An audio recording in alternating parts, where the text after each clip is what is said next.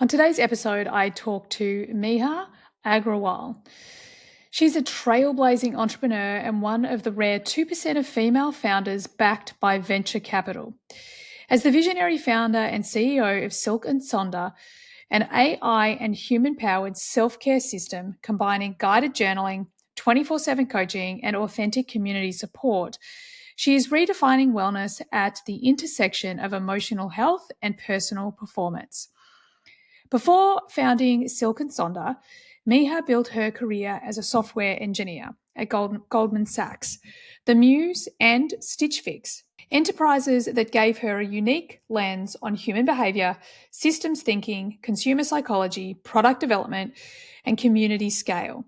Today, she is recognized as a leading voice on the future of wellness, women in leadership, and entrepreneurship, having spoken and led workshops for Microsoft, Google, Apple, Uber, PwC, WeWork, Ritual, Berkeley House, and more. She has been named a Standout Woman Innovator by Apple and is a Tony Birch Fellow. Finally, an Entreprenista 100 awardee. Driven by a deep passion for stress-free self-growth, Meha is on a mission to reimagine self-care and empower people everywhere to lead more intentional, fulfilling, and longer lives in just 5 minutes a day. This conversation was super fun. It's also cool because I got to talk to an entrepreneur that's building a business similar, at least in our category, right? That has done it in a really different way, because most of us, we start building our business from the ground up on our own. And yes, Meha did that in the beginning, but then she went on to get venture capital, meaning she got funding to grow and scale her business, which for a projector seems like a freaking cool idea. She is a 2-4 splenic projector. We talk a lot about her chart in this episode. Her core talent is the 26, which I do talk about in the episode. And we talk a lot about her purpose or her hero's journey, which is the nodes. I talk a lot about this in my work in HDX, even in a mastermind that we're just about to share with you. And ultimately, this whole conversation with this powerhouse woman was epic. So her incarnation cross is the cross of Maya 1. And I want to share with you, because every time I interview a guest, I will look up the question, I will look at their incarnation cross and then do a little bit of journaling or reflection, because my energy is calling in that person's cross at that time. And what's really interesting is that I actually moved this interview 2 days. So maybe I wasn't ready for this energy until today. Who knows? Anyway, the cross of Maya 1. I'm just reading from my friend Brynja Magnuson's book. If someone with the cross of the Maya crosses your path, be aware that attention to the search for understanding may appear through the attention to detail. Well, that makes me go, I don't like detail. The dinner party question: what are you trying to understand? All right, well, I'm going to go and reflect on this while you listen to the rest of the episode. Hey, everyone, and welcome to today's episode. I am super excited to talk to today's guest because she is a very successful entrepreneur that, well, she's broken the rules. She's done it differently to how so many of us in this world have done it. So I'm super excited to introduce Meha Agrawal to the podcast. So happy to be here, Emma. I'm excited to have you here, and I really hope I did not butcher your name. You did it. You said it perfectly, better than I can say it. I love it. Thank you. So I want to start at the beginning. Obviously, we're going to dive in and out of your design and how that sort of influenced your journey. But before we do, I always love to start with the hero's journey and the dark night of the soul, which I genuinely believe is this invitation from our purpose to not be the victim, not quit and give up, and in fact, where we get the courage from, I'm not really sure, to face what we're afraid of, to face whatever's burnt down. And that actually becomes this catalyst for the incredible life that we create. So I'd really love to hear your journey from that point, and the highlights to becoming the version of you that sits here with me today. Yeah, absolutely. I think, ultimately it's been a series of moments, but what really sticks out as the dark night is, I was in my mid 20s. I was living in New York at the time. I had broken up with my shitty, ex boyfriend. It was a long distance relationship going absolutely nowhere. I was at a job for a couple of years. I was a software engineer, and I was just miserable, and I had mice in my apartment despite being very clean. And it's like, that's New York for you. And that's kind of that quarter life crisis that oftentimes people experience. And so I did, unfortunately, impulsively quit. I moved back to California. My parents had, just recently moved back from living abroad. They decided to downsize. And so we were living in a smaller place than I was used to. And honestly, Emma, I was a monster. I was living in paradise in Santa Barbara, California, but I was just cranky, upset, not like myself at all, probably, was burnt out, feeling depressed, anxious, all of it. But I grew up in a South Asian household, right? So you kind of take your emotions, you stuff them aside, and you make do with what you have. And there's so much to be grateful for, right? You're taught that in those moments you should be so grateful. You should be so grateful. Well, I wasn't very grateful, because guess what? I'm the one who made this decision to quit my cushy job, to move cross country, to live with my parents in my mid 20s with zero plan, right? And so that was, I think, my invitation to rebuild and rethink what's next for me. And so decided to move to San Francisco. I picked myself back up. I then, ended up at a company that was on the verge of going public. I was dabbling on, startups on the side, and was dating my then boyfriend, now husband. But that was another dark night, because I made life look like it was great on the outside. But again, I was waking up unfulfilled, unhappy, disconnected from my purpose. And that was the true signal of ding, ding, ding. Something is off. You've got to redesign your life. You cannot be putting band-aids. You've got to cure the disease. And, eventually, fast forward, I came to realize that I've never been destined for a 9-to-5 cushy software engineering job. I have always been destined to be an entrepreneur and someone who's truly the creator of her own life story. And so I ended up starting Silk Sonder, which, as you know, is a self-care brand that's helping women reclaim the driver's seat of their lives worldwide. So yeah, I would say there were multiple dark nights, but it's interesting how the emotions can feel similar despite the circumstances being different. Yeah, and I think that that's something that so many of us experience. It's similar to my story. So much change had happened, yet I was still like, felt like there was this hole inside of me. So I feel like so many people experience that.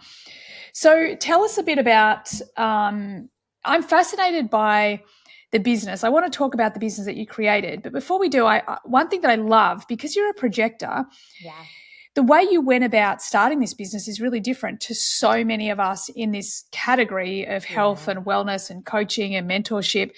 Most of us kind of hustle, grind in the beginning. We're trying to do everything, be everything, until we get to a point. And obviously my audience, we're learning to change this. I certainly don't work like that. I've learned my lesson now, but there is this part of us being the one person, the one woman show at the beginning that takes so much energy. And I love your story because you actually went out and got, support from a VC, from a venture capitalist to build this business. And like when I heard this story, I'm like, of course you did, as a projector, because I'm always telling my projector clients, how can we support you first? Like we have to get you supported before anything else, as opposed to our generators and manifesting generators, and even manifestors to a degree, who can kind of like get out of the gate and have enough energy to kind of get things off the ground before needing the support. But your story, you didn't even go there in the first place. You kind of got the support at the beginning. So how did that kind of even eventuate? Yeah, well, to be honest, I don't know if I had that support in the very beginning, but I did have support from customers. So what I did was I really built this business from heart. And back then I didn't even know I was a projector, right? And looking back, I realized that because I built this business while I still had a full-time job, so I had a salary, I was doing this as a nights and weekends project. So I was hedging my bets. So that's partially the South Asian in me, but also the projector in me, right? I Yeah. was truly creating when I felt like creating. I didn't force it. And my generator husband, who was then my boyfriend, at the time kind of called me out and said, look, you've been this CEO for a while. When are you going to go full time? And I'm like, I can't, I need safety nets and, all of this. And he said, but you've built the safety nets, you have the job to go back to.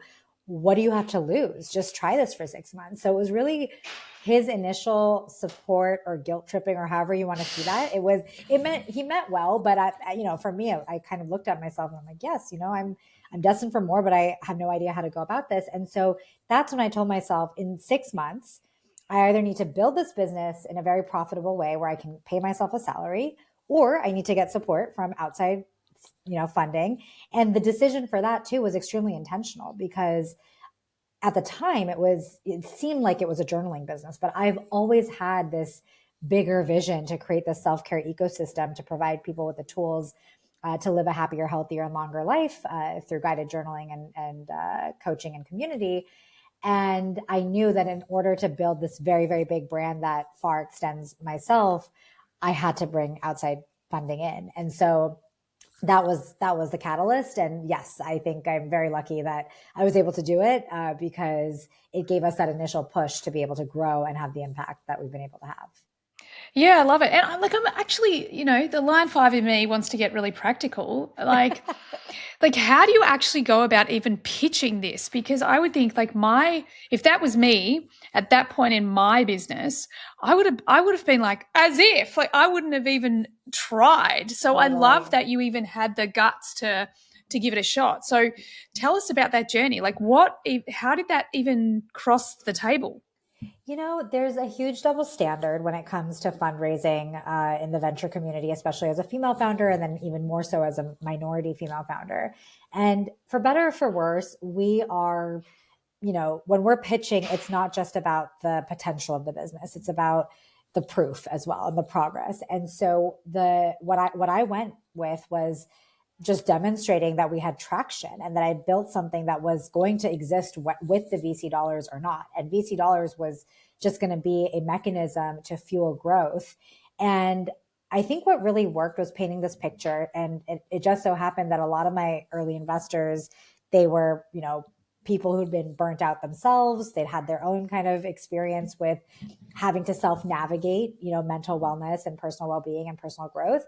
And so I think painting that picture for them, we're living in this world where we're inundated by all these digital things. I'm a software engineer by trade. In order to celebrate humanity and really disconnect in order to reconnect with ourselves and others, you've got to begin with pen to paper, but we certainly don't stop there, right? We take all the data that we have on customers and help personalize their journey so that they can get to their goals faster. And so I was able to really pitch that vision versus portraying ourselves as just a seemingly small journal business, just a physical products business. And I think that's what really attracted investors. And I think, more importantly, it's all around this idea of community led growth when it comes to being, the best version of you. I think when you look at weight loss programs, when you look at fitness classes, there's a community component to it, and that didn't exist. And so I think people really were drawn towards the network effect that's possible when it comes to navigating your, personal growth and personal well-being journey. I love that. And I'm super interested to find out more about, inside Silk and Sonder. But before we do, when you did get the support, the capital that you needed, like how did you then, like what was the business strategy from that point? Like what did you focus on? How did you grow the business from that point? So first I'll rewind a little bit. When I did get my first check, it was, her name is Sapna Shah. She didn't invest in founders who didn't live in New York, and I moved back to California at this time.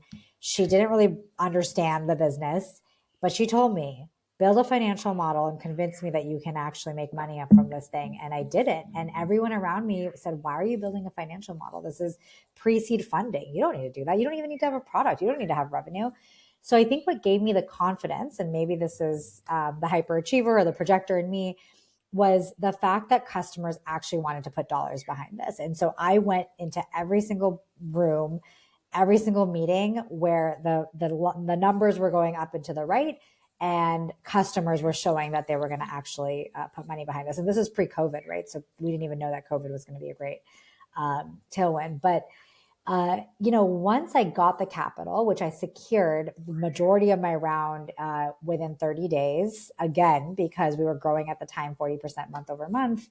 Those days are unfortunately over and behind us. But I think that momentum happened. And so all I did was I took the capital and I didn't just spend it right away. I was very intentional. Okay, maybe I should hire a team. Maybe I should invest in now the digital product so we can bring community in-house and we can start to build more content. And so it was really focusing on the customer, because in my opinion, the customer is the biggest stakeholder of your business. It's not you. It's not your investors. It's not your, mentors. It is the customer. They're the ones actually paying. And so I always listen to the customer, and I'm here to guide them. And how do I guide them through my products and services? By becoming extraordinarily curious about what they need next. And so that's always how we've built our business at Silk and Sonder. And I think that's why investors really respect the decisions that I make, even if it's not the same as what they would make.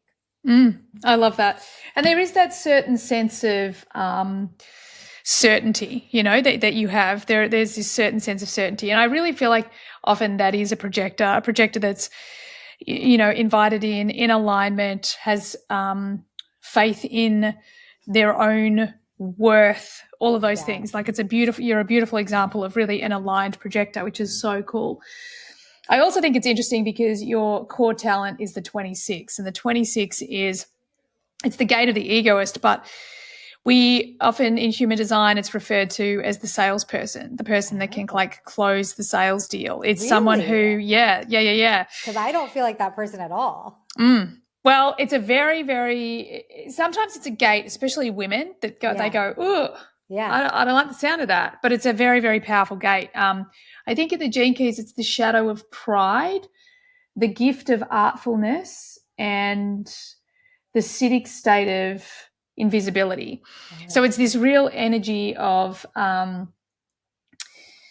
like, yes, in the shadow, it's very prideful. It's like, it is this and I am that. And, it sits in the ego center. But once you go to this place where it comes from the heart, then it becomes artfulness. So that really, and I would use that word to describe your energy, and even just the, what you've told me of your story so far, there's a sense of artfulness in there. And this invisibility piece, which I love, is I always think of it as the puppet master, like you don't actually see the person behind the scenes, but they're pulling all the strings for the magic to happen. So does any of that resonate? It is completely unconscious for you. So no, totally. I mean, I think it's funny because, so I'm less familiar with this, but so what you're saying is this is technically a superpower, but it's masked by ego often, right? So great question. So it's actually, and I'm referencing a certain point from the Gene Keys. In our human design, it's our design Mars. Okay. In the Gene Keys, it's actually called our core wound, and then it becomes our core talent. So it's effectively the one thing that you're here to do in life. And I mean, there's, from a human design and Gene Keys perspective, there's so many more layers to that, but it's kind of the thing at the core. And it's also going to be that it's the deep wound that you are born into life with. Pride is this deep, shadow wound for you that once you kind of see it, accept it, integrate it, then you're going to express more and more the higher expressions of it. That's amazing. Yeah, no, it totally resonates. And I think especially what you mentioned around closing the sale concept, because that to me is, I feel so, I don't feel like that's my natural thing, but when I do it my way, I always close the sale. It's when I follow other people's paths. Yeah. Same thing with fundraising. Everyone told me it was a numbers game. I rejected that belief. They told me don't send cold call, don't cold email people. You should always have warm introductions. I rejected that. And the moment I leaned into my authentic way of sending a thoughtful note, going in naive, not knowing what a pitch deck was, all of that, I was able to convince people to write checks versus if I had done it the way others do it. And I love that because I really do feel like this is at the core of everything that we teach. It's actually self-empowerment. It's this teaching people that all the answers you need are inside of you. Yes. It's just, number one, being able to access them. Number two, being able to hear them. And number three, having the courage to actually act on them. Yeah. And I feel like a lot of what you're saying is really spot on. And, you're a splenic authority. So a lot of that is going to be this intuitive knowing, I don't know why I know. I just know that this is the road to take. Totally. Which is so interesting because I think when I first hired my team of leaders and again, back then, my self-awareness was also limited, right? I didn't know all these things about myself. And so even though I felt things intuitively, I didn't at the time trust my intuition as much or know that is what I'm, supposed to do. And so there was constant friction because I would let leaders do things the way they wanted to do it, even though intuitively I knew, that's the wrong way. Why are we doing it? But I should let them be, it's amazing to see how far we can come when we learn this type of stuff about. Yeah, exactly. And I think that's the core, right? It's really all about discovering who we are, why we're here, and, contributing that to society. So tell us about Silk and Sonder itself. It started as like a physical journal? Yeah. So it started as a physical journal meets planner. So it essentially combines the best from therapy techniques. So everything, cognitive behavioral therapy, narrative therapy, art therapy, all that stuff, with personal development frameworks. So, things that are rooted in personal development, research and science, and then self-help books, those types of things.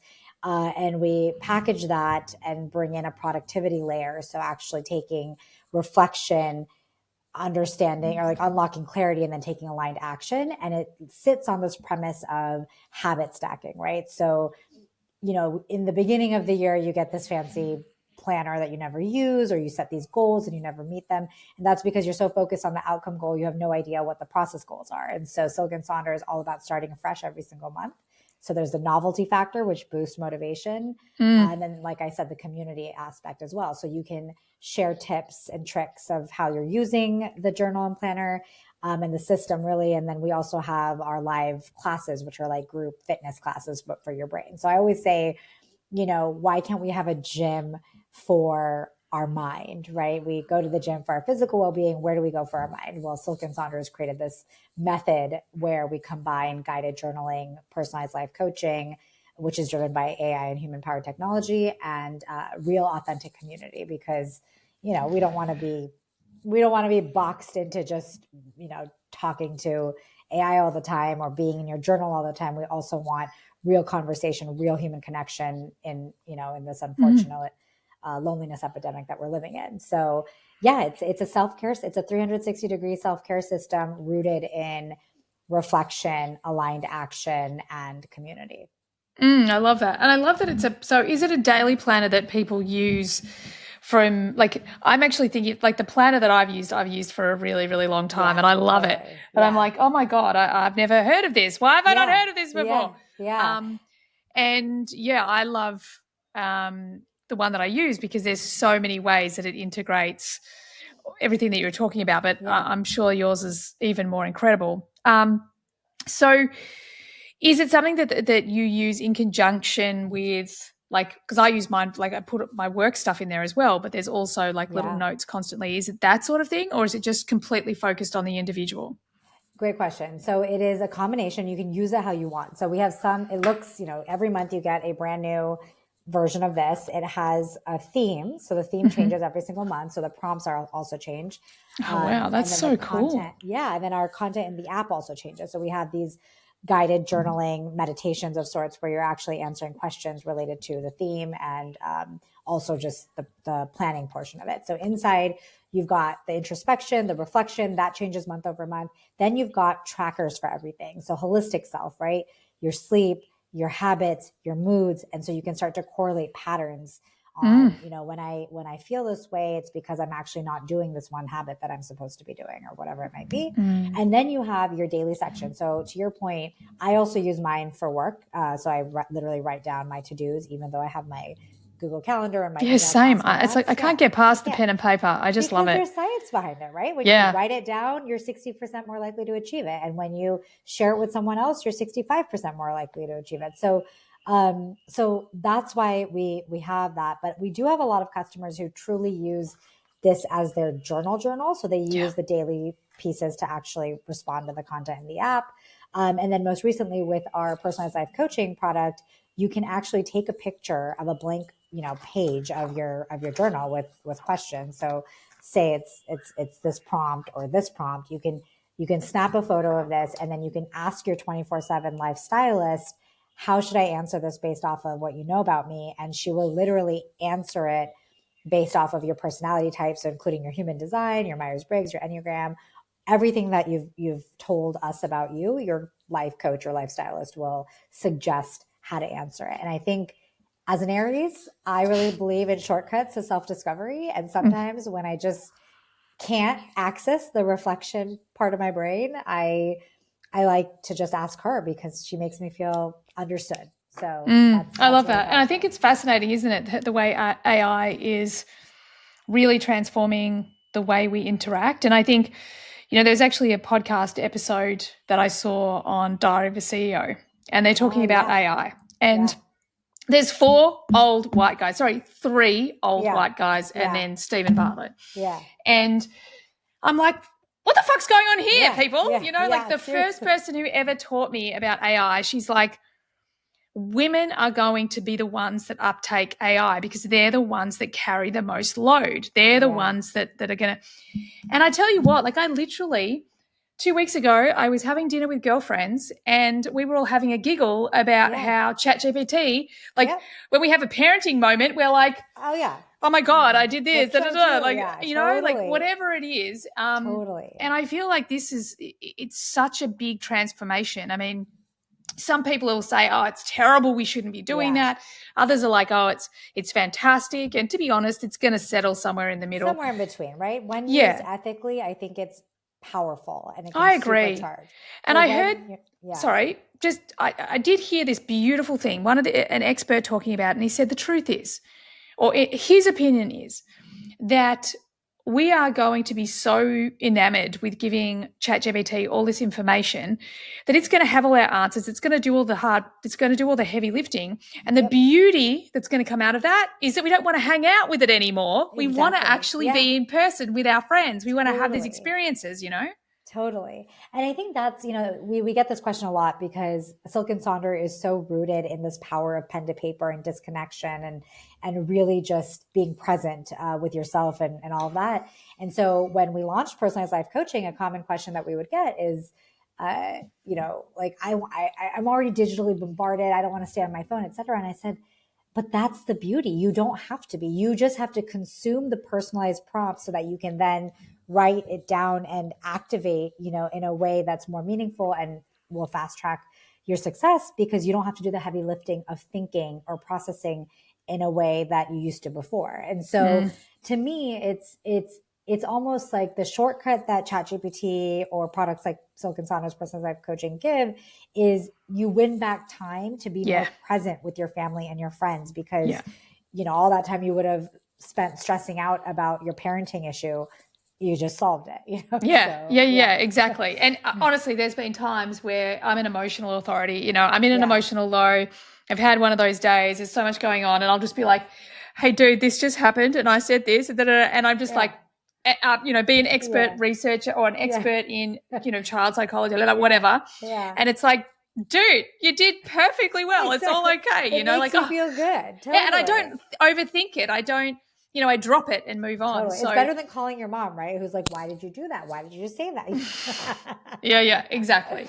So I do see that there's this huge place and we don't know where it's going to land yet, but I do believe that women are going to be fundamentally much bigger drivers for 100%.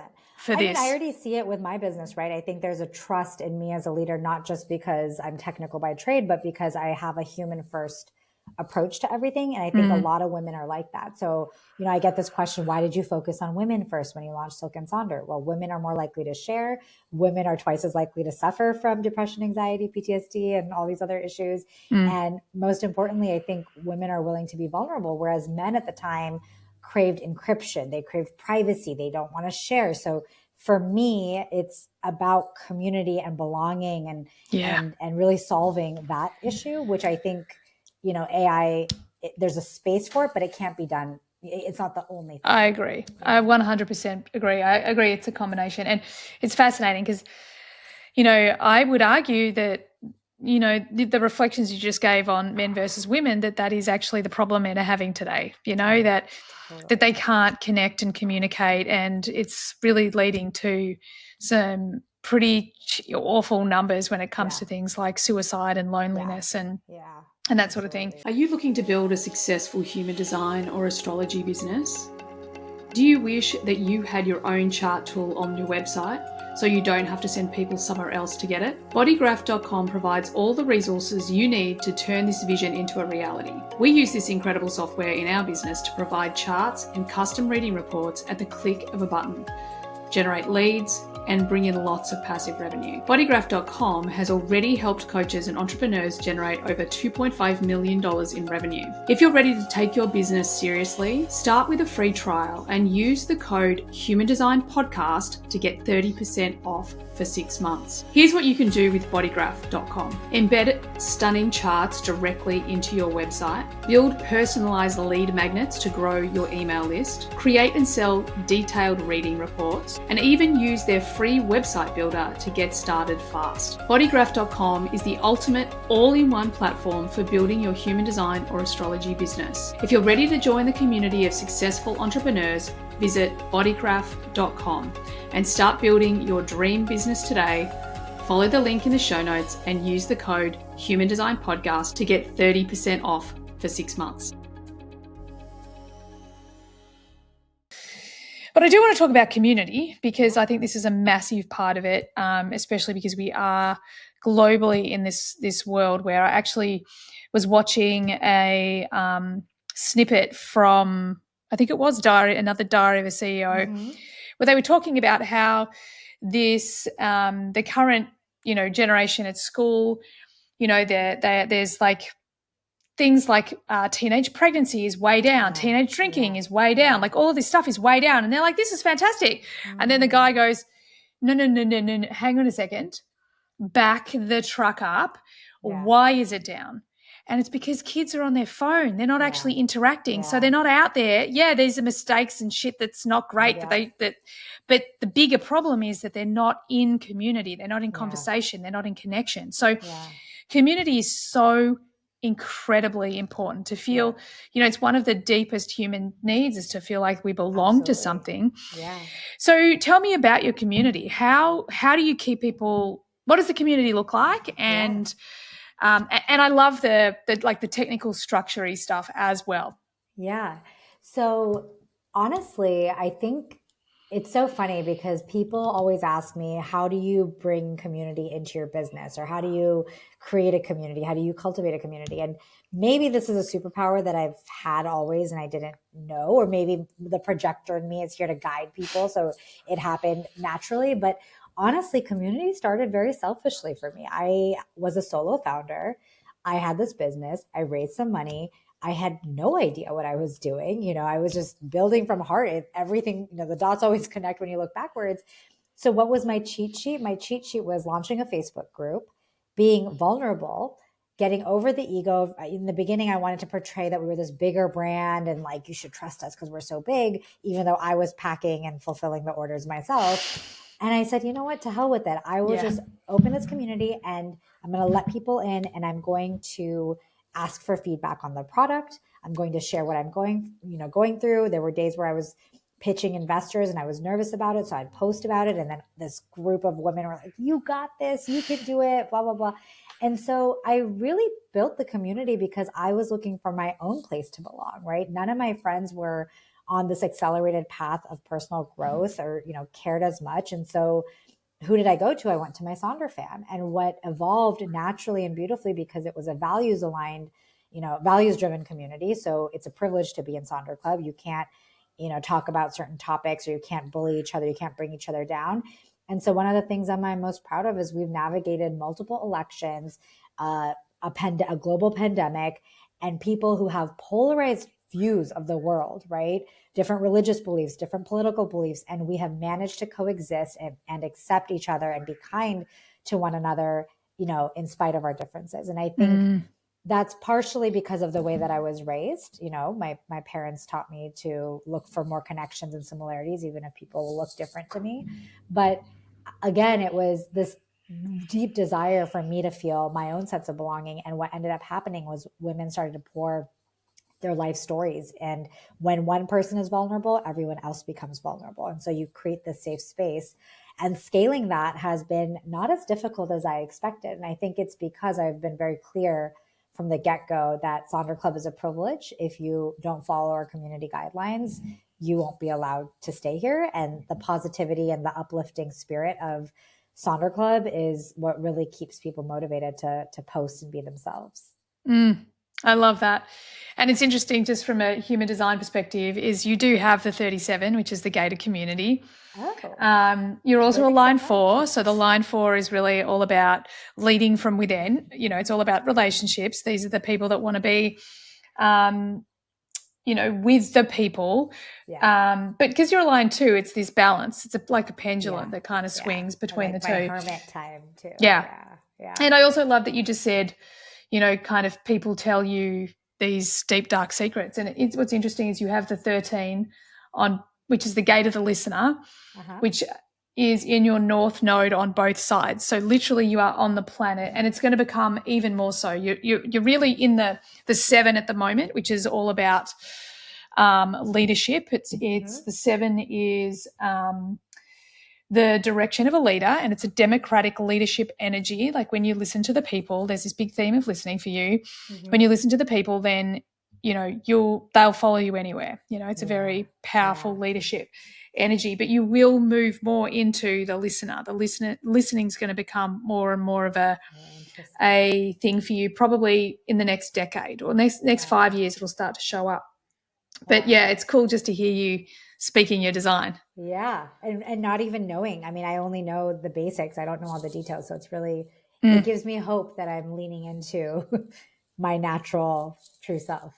I think the beauty of it is that whenever I come across anyone with, a certain level of success by their terms, they're always in alignment with their design. Do you know what I mean? Like, they might kind of drop into the shadow expressions of some of their gates or gene keys, but all in all, they've somehow just trusted what they innately feel, and they're pretty in alignment. So there's so much within you that says that. I mean, it's interesting. You've only got 2 channels, and one of them is the channel of ambition. And anyone I know that has the channel of ambition is, once they attribute meaning to their success, they're just an unstoppable force. Like they're hugely, powerful people. Does that resonate with you? It 100% resonates. And I think back, I started my career at Goldman Sachs, which by the textbook definition, people would say, oh, that's ambition, but it had zero connection to my purpose and my calling. And so I never felt inspired. And then the moment I started working on Silk and Sonder, even when it was a tiny little business, that, people would look at me and say, oh, you're so ambitious and you work so hard. And I'm like, really? It doesn't even feel like work. It's almost this innate drive and joy that you get. So yeah, that totally resonates. I think that is what I want for the world too, is if you do have an ambitious streak, pair it with purpose, because like you said, then you'll be unstoppable. Don't try to do it without. Yeah. I think, and I love that, one of the things I love about human design is it really allows us to break the rules. It allows us to break the rules of what society or our particular category is telling us we should do, and I think that this actual channel is a really important one, because Taylor, the COO of my business, she wrestled for years because everyone's like, you're a workaholic, you work too much. Yeah. And it's taken her, probably all the years of working in my team to really understand, hang on a second, this whole world is telling me how much too much is. You can all piss off. And it was that whole this whole journey for her is that, for me, the idea, let's say, like I'm obsessed with the tea ceremony at the moment, like obsessed. Amazing. If I can go twice a day, I'm there. Or if I'm also, there's a lot of things that, whether it's health stuff, so it's the sauna or it's the ice bath or it's the beach or it's hiking or it's riding my horse. Like, no one would tell me to do less of that, but that's the thing that I'm like, I'm all over it. Yeah. And Taylor really had this awareness of like, hang on, I'm doing it resourcefully. I'm not burning out. I have all this energy for it. And this is why I really love human design, because we can challenge everything, even the wellness industry or the coaching industry where, like every coach throws around that word control. Control. Hang on a second. Is it control? Let me look at my design. I just want to see, like, maybe it is the shadow of control. Yeah. However, maybe it is actually part of me that's just driven, just really, really driven to achieve something. So, I feel like that's a big player for you, especially being a projector and having a defined root center. Again, so many people will tell you, which I can't stand, is, you're a projector, you don't have much energy. And it's kind of like this wishy-washy, And to be honest, like, 9 to 5 is not your jam, but you have a defined root center, and all you got to work out is what gives you energy versus what doesn't give, what takes your energy. And for you, especially with the 3254, the channel of ambition, potentially you get energy from doing the work that has deep meaning for you. Yeah. And it's so funny because I always joke, we quit our 9 to 5s to work 24/7, right? Those of us entrepreneurs. And it's true. Like, there are days where I do absolutely nothing because I'm exhausted, and I recognize that. I go get my deep tissue massage and my mani-pedi, and I do everything I need to do to recharge. But there are days where I work for like 12 to 15 hours without any shame or guilt because I'm so damn motivated. And I think the hard part as a solo founder is I recognize, and someone who's so self-aware, I recognize that I'm, as a visionary and a projector, there are things that I do that is better suited for a generator or, somebody who, likes to integrate things and like check things off a to-do list. I like to do things with intention. And so, and big picture stuff. So that's been a little frustrating for me because I don't yet have my Taylor, right? Who can do the stuff I don't want to do, but I'm manifesting it because I'm like, you know what, I have to believe that person exists out there for me, because then I'll be truly unstoppable, Yeah. And I love that because I think that, again, that's that piece where it's all there in our design. It's so interesting. You talk about working these massive days and I'm a manifesting generator. That's a hard no for me. Like, I do work hard. Like, some days I do work long hours because I'm lit up by it. But I work 3 days a week, every second week, babe. Yeah, like, I'm not working hard over here. And I think that that's the whole point, is that we have to let go of the rules. We've got to let go of even this whole, like, you need a person to support you. Okay. Actually focus more on being the best version of you, like leaning into your talents, leaning into the things that you're obsessed with, that you want to grow into. And at the end of the day, there's no space for you to do this other stuff. So you end up calling in the people that will support you. I look at the way Taylor works, and we're both manifesting generators. Yeah. We're both line 5s. Yeah. I'm emotional, but she's non-emotional. And I just look at, like, her dedication to the work is my dedication, and she's a transpersonal, which is really interesting because, like, so much of her energy is about the other. Like, she's creating and building and doing for the other, whether it's for our community or to support me or whatever. Yeah. Whereas for me, I'm like constantly invested in my journey and how I want it, because you're a personal profile too. Yeah. so many of us that are so service driven, we're like, Yeah. well, we can't fucking talk about ourselves. We can't Yeah. think about ourselves. Yeah. Like, that's Yeah. just selfish. No, actually, that's the point. That's the point. That's what Yeah. we're here to do. Yeah. Exactly. And Yeah. on that note, is that how Silk and Sonder kind of came about? Like, it was something that you needed, so you created it for you? Absolutely. Like I said, I was waking up anxious, unfulfilled. I had no one to complain to anymore, because people said, your life looks great. We don't really know why you're complaining. Therapy was, inaccessible. Coaching was expensive. Self-help books lacked accountability. Meditation was boring. And so what did I do? I just drowned myself into self-help books and research and positive psychology. And at the time, bullet journaling was taking off. And so I pieced together a guide for myself. And then I said, holy shit, this is what the world needs. We need something that has enough structure, but gives us flexibility to make it our own, and something that changes month over month, something where we can help each other. Because, the moment I learn something, I have to share it with someone else. And so it was very much a need of mine. But I will say, and this is, you mentioned something about the listening part. The product really evolved into something that my community needed more than me. So I became very curious about, how do I build this product for others, not just myself? And so what ends up happening as an entrepreneur is you're never quite satisfied, right? So my journal, there's still things that I want to improve with personalized life coaching, the 24/7 lifestylist. I'm like, we can do better here, right? Because my needs haven't been fully met. And so it allows me to keep innovating. So it's a strength. But I am curious, because you did mention that in the next decade, listening is going to become even more important for me. So does that mean, because you said something around, when I listen, people follow.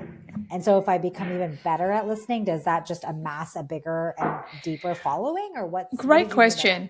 And you've kind of answered the question by saying, now you're so tapped into the community and what the community needs, because the whole point with the 7, and this is something that you were born into this life being good at. Yeah. So the listening to the community, what they're telling you is where they want to go, and then you become a powerful leader.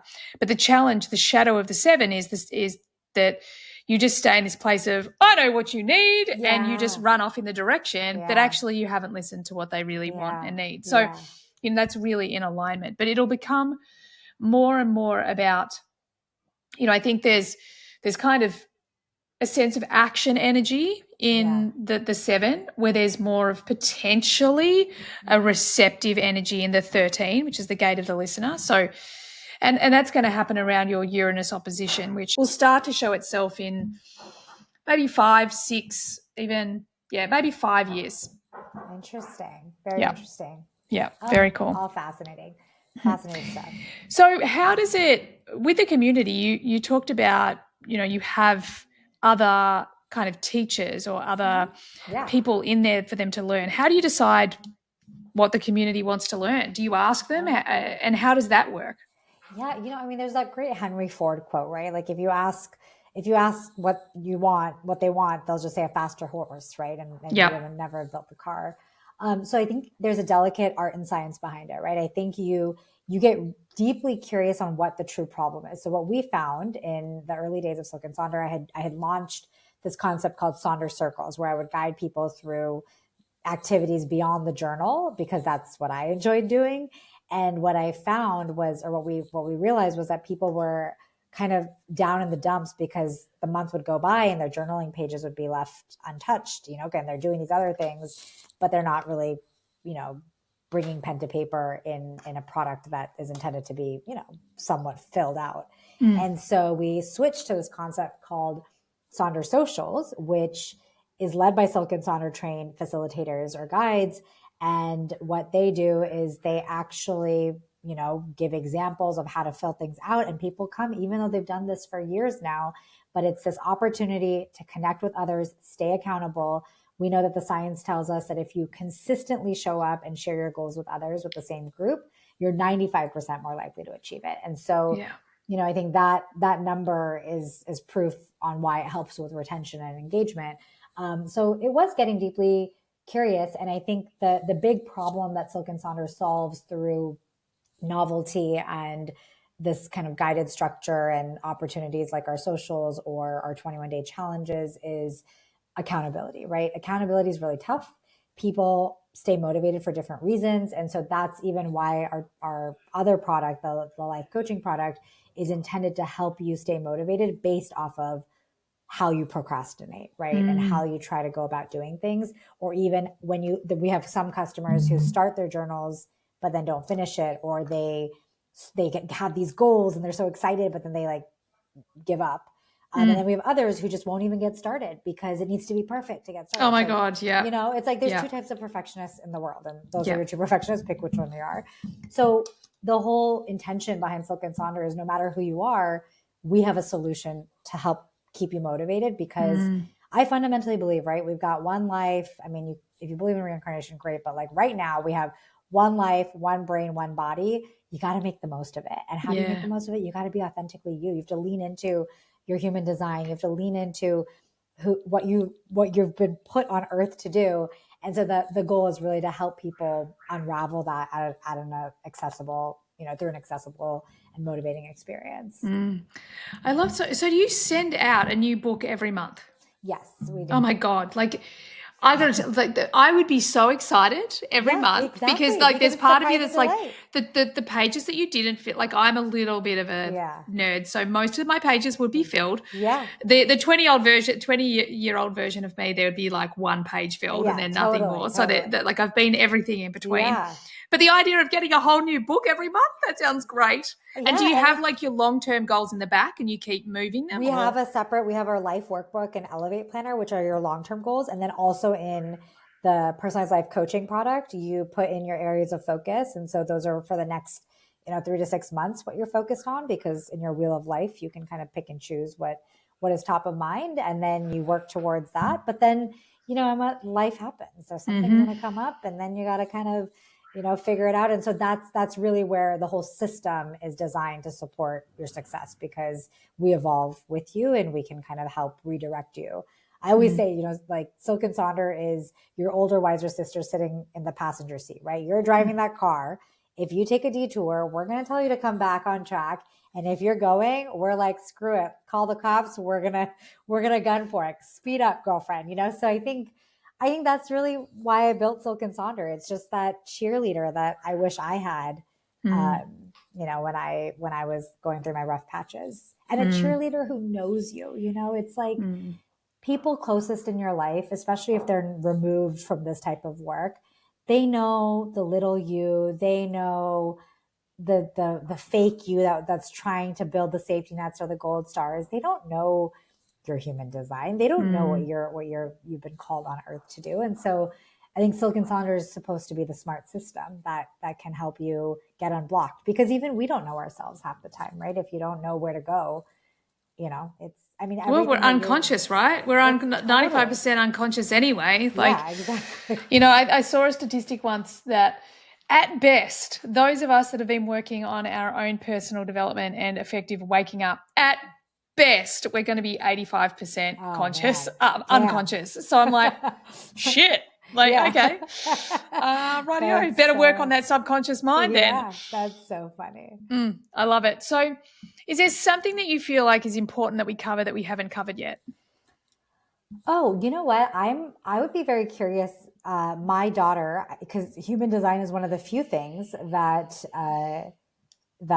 you can actually plug in a birth date and get some information around. And so I know she's a manifesting generator. I know she's the emotional whatever. And I don't know, how am I supposed to parent that when I'm so different? And my husband's a generator, and we're already seeing in our relationship, how we're raising her. Like, he's ready to like check the check boxes, stick to a routine. And I'm like, let her be, like, whatever. Yeah. Let's just see, like, screw the routine, So I don't know if there's anything there that you can tell me. Just look, there's so much already, and you can go deeper into it. But one of the things straight away is you don't want to be putting a manifesting generator into a consistent routine, because manifesting generators, and I mean, I have 2 manifesting generator boys, and one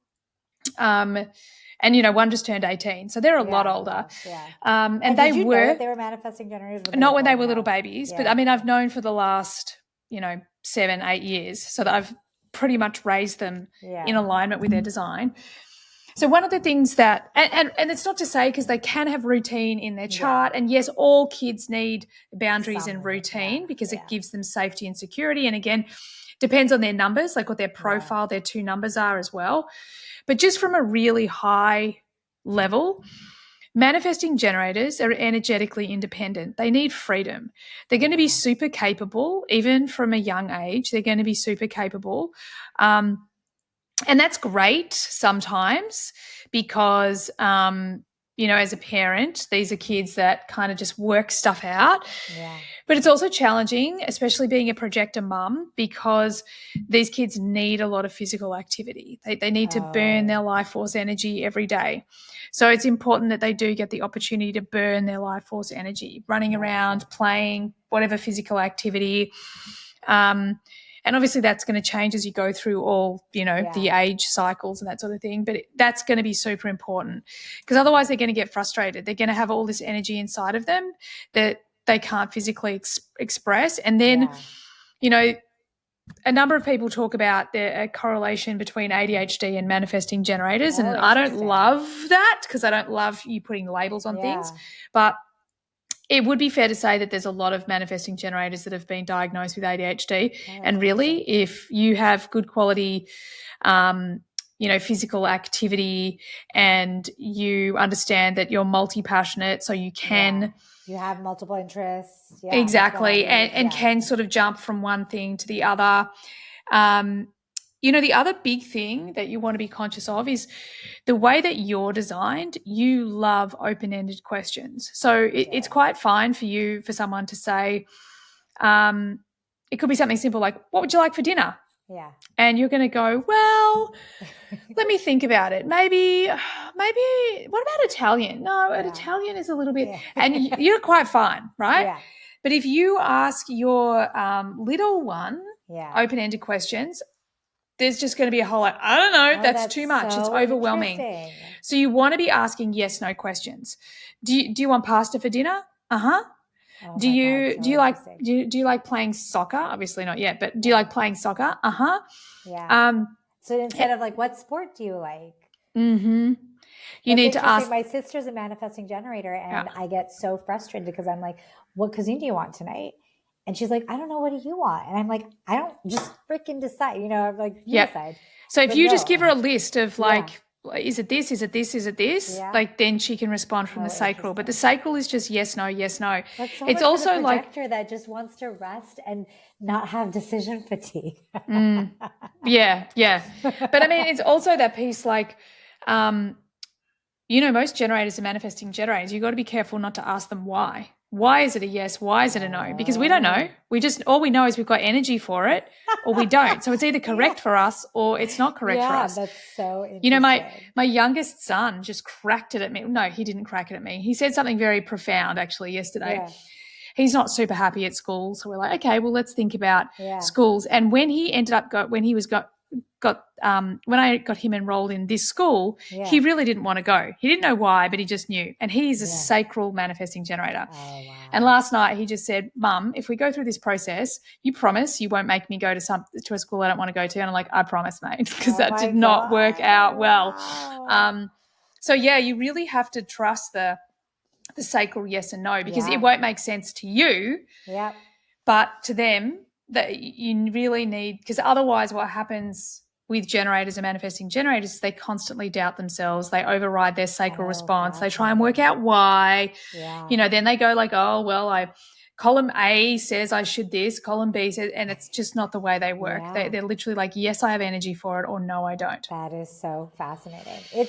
I love the relational part of it all. And especially because even in the work setting, I think it's fascinating too, right? Because I think you can be a more effective manager and boss by understanding the human design of your employees, which obviously 100%. You do. And so this is the type of work I think that needs to be more prominent in the tech companies and the big corporations, because people are burning out because they're not living in alignment. Like that's 100%. I mean, and generators and manifesting generators, we're burning out just as fast. It's just we do functional burnout. We don't look like it on the outside, but on the inside, we've lost the passion for life. And I really feel like this is such an important part of why human design is so important, because we can start building our own self-worth, trusting ourselves, knowing how we're uniquely designed to be in the world. And it's the game changer. I think what's really challenging right now as a new mom is knowing that I'm a projector, knowing what I need to fill my cup, knowing how to live in alignment, at least at a basic level.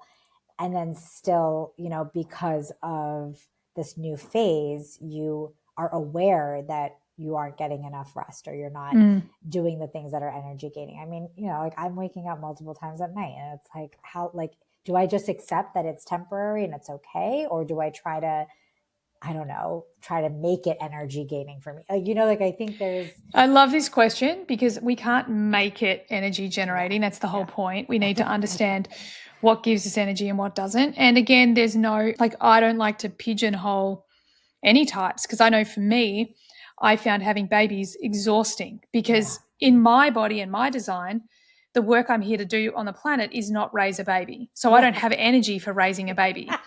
So a lot of generators and manifesting generator moms, they deal with so much guilt, because they're like, this is not my work. Like, I want to be here and I want to be there for them, but I want to be over here with the work. I'm here to build something.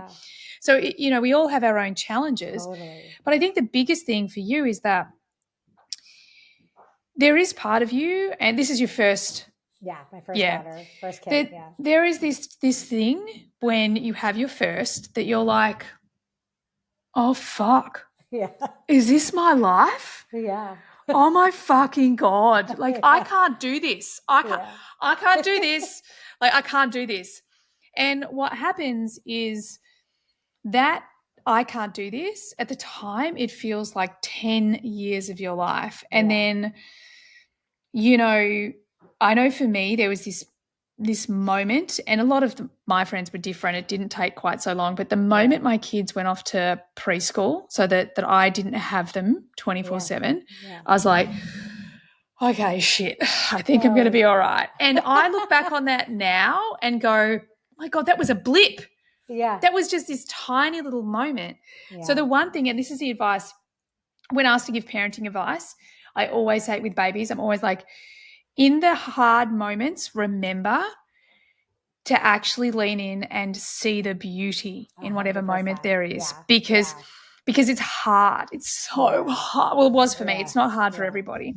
And now the things that I remember, I don't remember that my youngest son wouldn't fucking sleep in his cot on his own. All I remember is that he would sleep on my chest at lunchtime, and how beautiful it was, you know? Totally. So I think also from a design perspective, just to directly answer your question, is that you have to find support. You know, this is a hard time, and you're not going to have that consistent energy. And humans are actually designed to raise children with the tribe. You know, we're meant to be doing it with generations of help of people around us, and we don't do it anymore. So, you know, the best way you can, you need to find help and not feel guilty about that. Totally. And I think that's one thing even though it's only been 4 months, I think I've already noticed that when I do show up, I'm so present. I'm so happy. I love playing. Like, I love the creative side. Like, all of that is so fun. But if I had to do it every second of every day, all the time, only me, I would be depleted, you know? Yeah. So it's intense. It's hard. I love it. But, you know, it's part of, you know what, the other thing I will tell you is, once you've had a baby and you have this realization really quickly, you're like, what the fuck was I doing with my life? Like, I've got a whole human that I'm keeping alive, and I'm doing everything I always used to do. Yeah. And then you have a second baby and you're like, hang on a second, what was I doing? Because now I can fit another baby in. What the hell? And like, once you've done that, then you actually get to this point. Like, once you become a mother and you've been a mother a while, and you get through the whole like, oh my God, can I keep them alive? You get to this point that you're like, hang on a second, I'm pretty fucking epic. Not only did I make a baby in my body, but I delivered said baby, and I raised it, and it's happy, and it's healthy. Like, it's the most incredible thing you'll do. It's just also potentially the hardest thing you'll ever do. Totally. Yeah, it's going to be a wild ride. But I love that, at least for me, and I feel just so lucky that I've stumbled upon this type of work. Yeah. Because I think it's just going to make me much more intentional as a parent. Yeah. And you know what? I think one of the things and one of the kind of original intentions of human design is that when we raise our children in alignment with their design, then we're foregoing the conditioning that the rest of us are healing, because they're never trying to force themselves to be something that they're not, you know? Yeah. And maybe we can never do that perfectly, but, you know, I've watched my two children heal things and grow and evolve at light speed, you know, things that they're not dealing with at 40 that they're dealing with now. And it's because you know, they're a completely different generation, but it's also because we have the tools to support them to do that. Totally. Awesome. Amazing. Okay, I did MG that, and we kind of went off in a whole different direction. But that's hey, okay. Who cares? Is there anything else that you want to cover? No, I think that's fantastic. So how do people find you? How do people actually go and check out Silk and Sonder? Yeah, so you can go to silkandsonder.com. If you're based in the US, you have access to our physical journals. But if you're not based in the US, you can get our digital, so it can sit on your iPad or your tablet, and all the same pages. And we actually offer the floral aesthetic as well as a minimalist design. So you can pick and choose what style you like. Again, I've read all the self-help books, so you don't have to. You could just do the work and you build the muscle and you'll succeed. And then you can go to coach.silkandsonder.com if you're looking for kind of that 24/7 lifestylist who understands you better than you understand yourself. So that way, if in those reactive moments, if you need support, or even in those proactive and preventative moments when you want to answer certain pages or you want personalized journaling prompts based off of the goals that you've set, you can get access there. And then you can follow me personally at Meha Agrawal, and Silk and Sonder's Instagram is at Silk and Sonder.